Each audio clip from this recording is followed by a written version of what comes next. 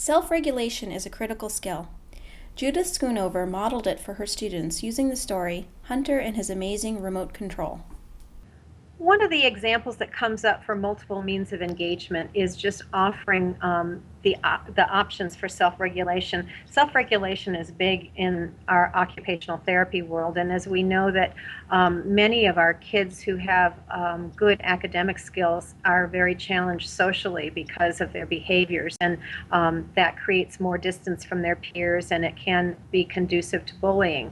And so some of the options for self-regulation that I think exemplify universal design for learning are having behavioral expectations that are visual in format and not just somebody telling the student to stop it or counting down or whatever. The use of timers, the use of incentive charts, the use of visual rewards are some of the examples that I can think of that can help with self-regulation and personal coping. I find that kids have such increased self-esteem when they are able to manage their behaviors themselves. One example of a way that a speech pathologist and I, as a group, worked on self-regulation was we used a story called Hunter and His Amazing Remote Control.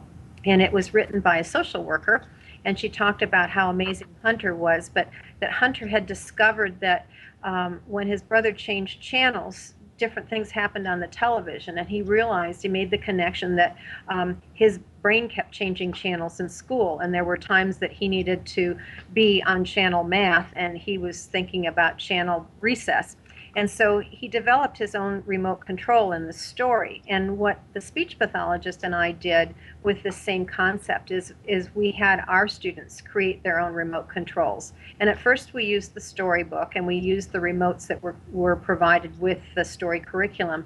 But then as the students continued to learn about themselves and what kind of ticked them off and what kind of helped them get back on target, we had them create their own remote controls, and not everybody needed the same buttons. There was a pause button to stop and think, and there was a fast forward to predict what might happen if you took that action.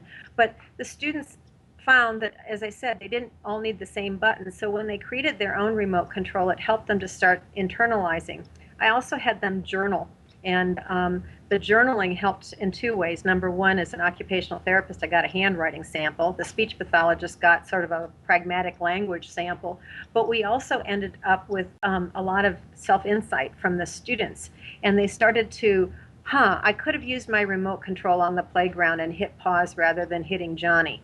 And we found that eventually the kids didn't need their little paper remote controls. I had one student, I asked him to tell me about his remote control, and he told me about all his buttons. He even had an eat broccoli button because he was a little compulsive about this remote control thing.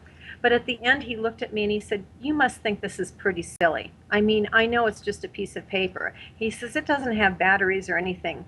But he said, "You know what, Mrs. Schoonover, I'm the batteries." And so he got it. And that's, I think, a multiple means of representation because we let them represent their behaviors and their own behavior goals in different ways. We gave them action and expression because they could journal and they could push the buttons and everything else. But we also engaged them because it was a tool that they created themselves, it had meaning to themselves, and it gave them an option to improve their behavior with them being in charge instead of somebody imposing it.